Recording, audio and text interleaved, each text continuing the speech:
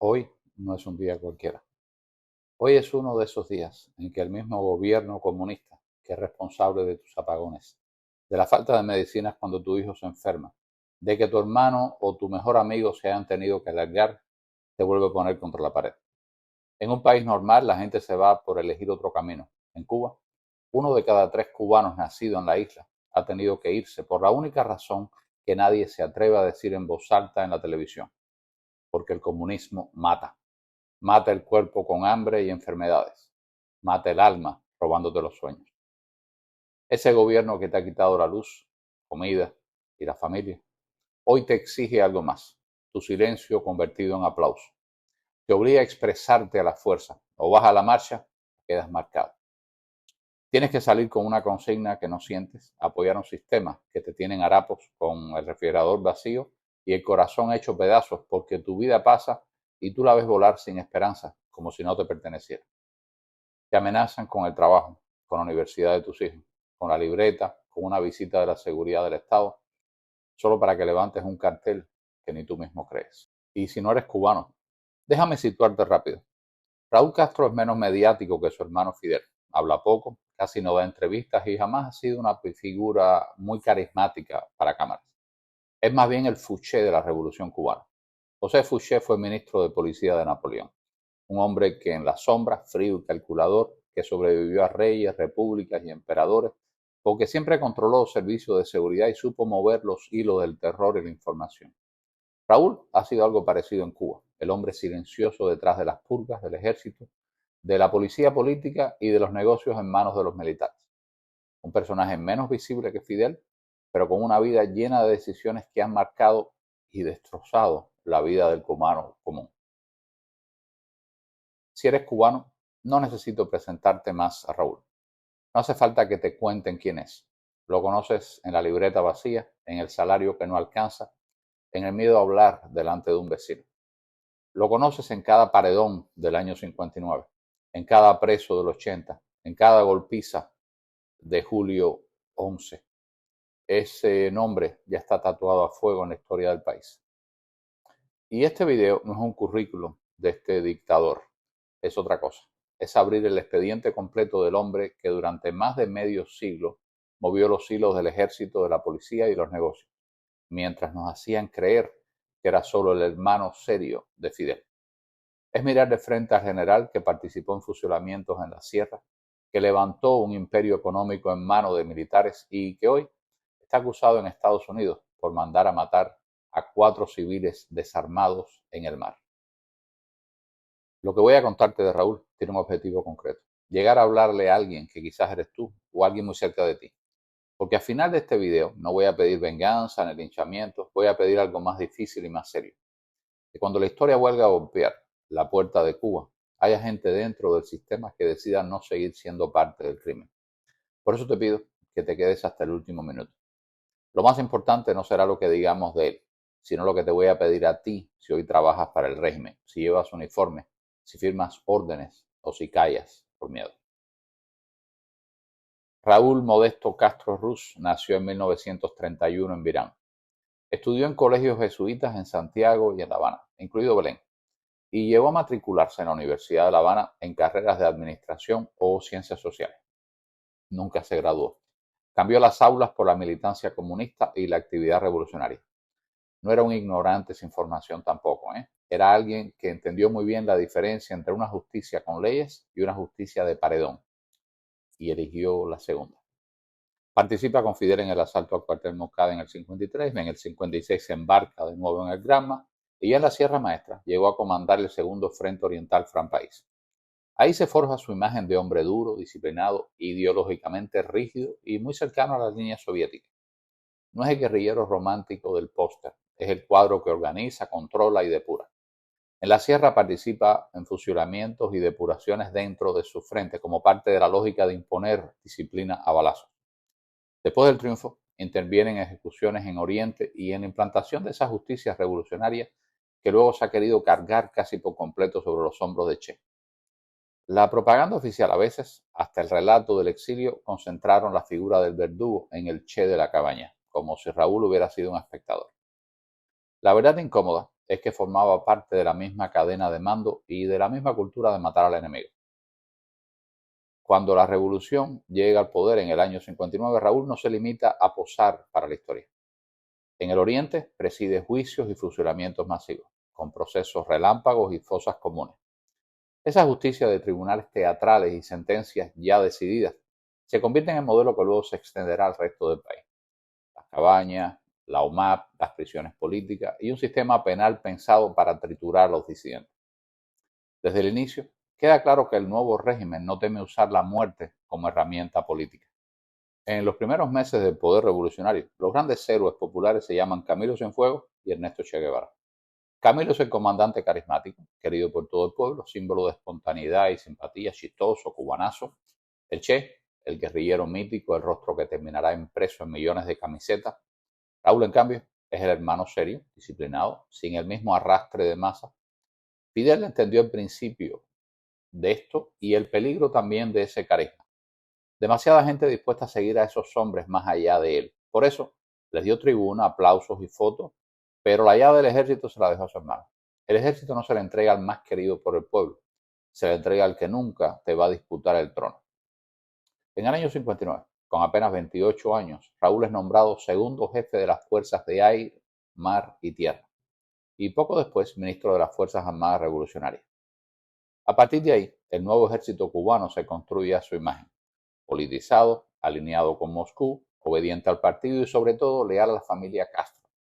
Mientras el Che se ocupa de la cabaña y de aplicar fusilamientos en juicios sumarísimos, y Camilo, se convierte en un mito popular y después en un héroe, una víctima yo diría, Raúl se queda con el poder estructural, la cadena de mando, la doctrina, el control de las armas, la relación estratégica con la Unión Soviética. No llega a ese puesto por méritos académicos ni por voto popular, sino porque es el hombre de máxima confianza de Fidel para garantizar que el ejército no se le vuelva en contra. Se mantiene al frente de la FARC durante casi 50 años. Desde esa posición, el ejército se convierte en la columna vertebral del régimen, aplasta insurrecciones internas, garantiza que no haya golpes de Estado y dirige intervenciones en África.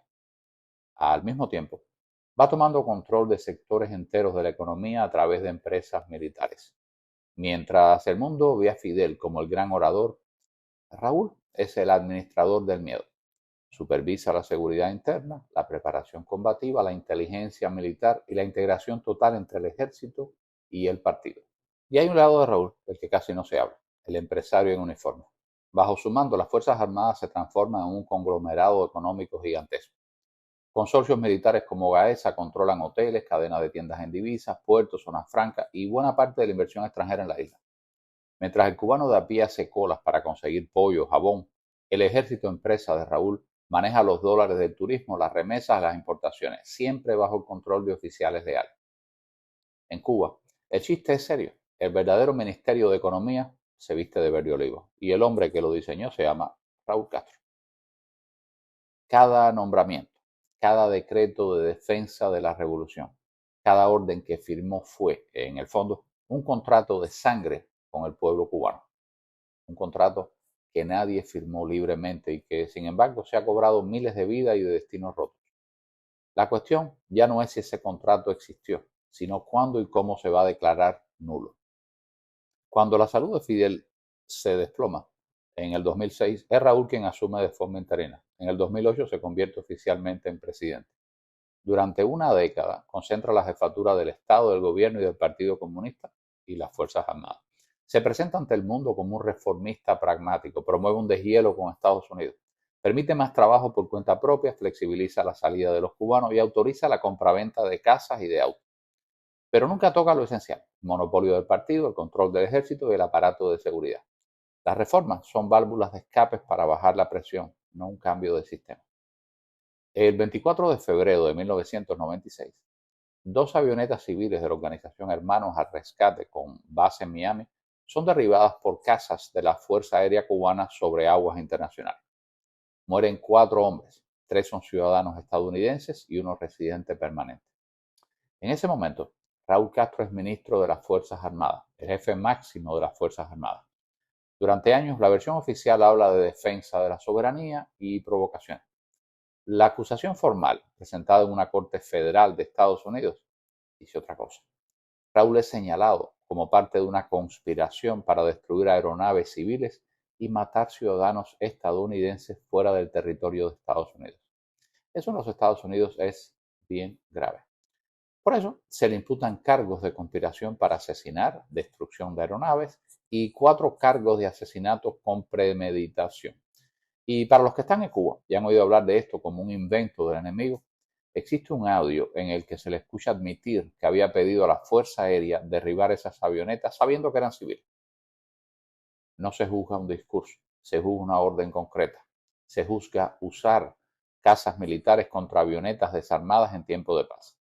Es la misma lógica de los paredores, pero en el cielo del estrecho de la Florida. Y Raúl Castro es solo la cabeza visible de un sistema que jamás puso en el centro al ciudadano cubano. A su alrededor ha crecido durante décadas una corte de militares, burócratas y oportunistas que viven del Estado como parásitos del tiburón.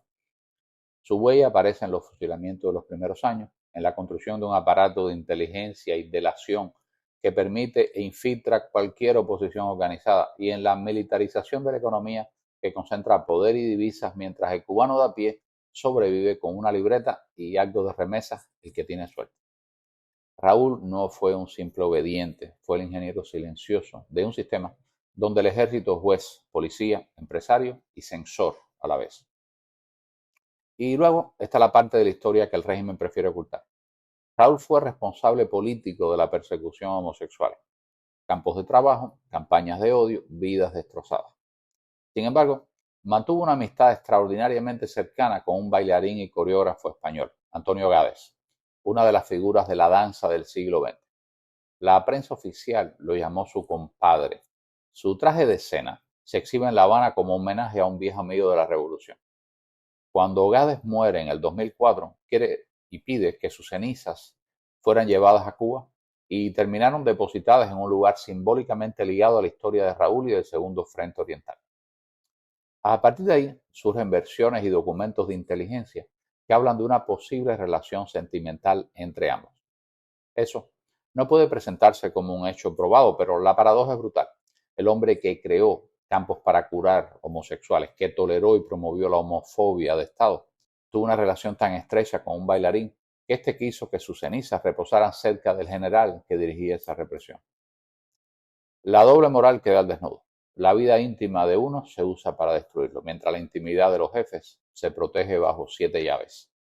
Sobre la vida privada de Raúl circulan desde hace muchos años rumores y papeles de inteligencia que lo describen como un homosexual conocido en los años 50. Por supuesto, no hay confesión pública ni prueba definitiva y por honestidad no se puede tratar eso como una verdad cerrada. Lo que sí está documentado es que bajo su mando se reprimió brutalmente a homosexuales, se enviaron a miles a campos de trabajo, se les humilló y se les presentó como enfermos que debían ser reeducados.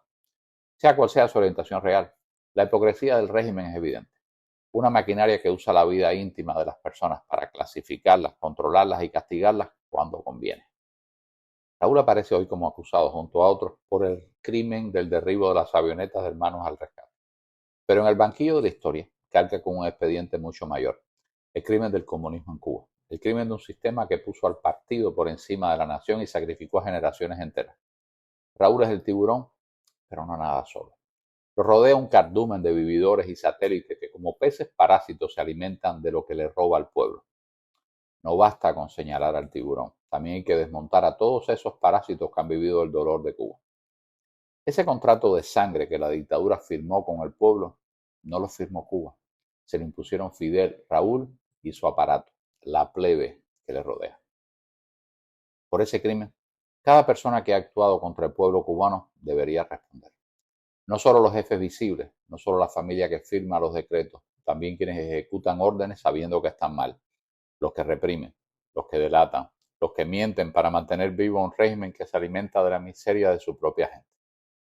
Ahí es donde entra la frase que debería quedárseles grabada a todos. No tienes que ser héroe, pero deja de ser verdugo. Y aquí es donde te hablo directamente a ti, a los dirigentes del gobierno, a los cuadros del partido, a los generales, coroneles, oficiales de carrera, a los soldados de Minin y de la FARC, a los agentes de la seguridad del Estado, a los jefes de la PNR, a los boinas negras, a los chivatones del barrio, a los informantes, a los que firman cartas de repudio, a los que van a las marchas espontáneas porque se lo ordenan. Cuba merece algo mejor que esto. Los cubanos, todos, merecen algo mejor que esto. Tú mismo mereces un futuro mejor que el de ser recordado como cómplice de una dictadura. Yo no te hablo desde odio ni desde la venganza. Te hablo como cubano que quiere volver a caminar por un país sin miedo, que quiere enterrar a sus muertos con la verdad sobre la mesa. No quiero ver otro paredón, ni otro 11 de julio, ni otro muchacho tirado en el piso, ni otro remolcador con agua lleno y no permitiendo que la gente se salve. Lo único que te pido es que cuando llegue la hora no seas tú el que apriete el gatillo. No tienes que ser héroe, pero deja de ser verdugo. Si llega el momento de que el país se levante, si llega el día en que las calles se llenen de cubanos exigiendo libertad y recibes la orden de reprimir, de golpear, de disparar, y no te sientes capaz de traicionar tu conciencia, no tienes que convertirte en héroe de la película. Basta con que no te conviertas en verdugo. Quédate en tu casa, cierra la puerta, apaga el teléfono. No salgas a pegarle a nadie, no salgas a apuntar un arma contra otro cubano. A veces la manera más digna de participar en un cambio histórico es no hacer nada cuando el sistema te ordena hacer el mal. Nuevamente, no tienes que ser héroe, pero deja de ser verdugo. Cuando la tormenta pase, cuando el miedo empieza a romperse, entonces sí, si quieres ser parte de la victoria, ese será el momento de dar un paso al frente, de abrazar al vecino al que antes mirabas con desconfianza, de tender la mano al cubano que viste un uniforme de policía, al que fue militar, al que fue del partido, siempre que se haya negado a seguir dañando a su pueblo. Ese será el momento de romper de verdad el contrato de sangre y empezar a escribir otro tipo de pacto entre ciudadanos libres. El día que llegue ese momento, la verdadera línea divisoria no será entre comunistas y anticomunistas, ni entre militares y civiles, sino entre los que eligieron seguir golpeando y los que en el instante decisivo dijeron, conmigo no cuenten. Raúl y su generación se irán, los tiburones y muchos de sus parásitos también. Lo que quedará es Cuba y la memoria de quién hizo qué cuando la historia llamó a la puerta. Por eso te digo hoy, si estás dentro del sistema, no sigas siendo parte del crimen. No actúes contra tu propia gente. Y si no te atreves a hacer más, al menos haz algo enorme. No hacer el daño que hoy se te exige. Cuba será libre algún día. Raúl se va, Cuba se queda. Que tu conciencia decida con quién te vas a quedar tú. Viva Cuba libre. Patria y vida. Patria y futuro.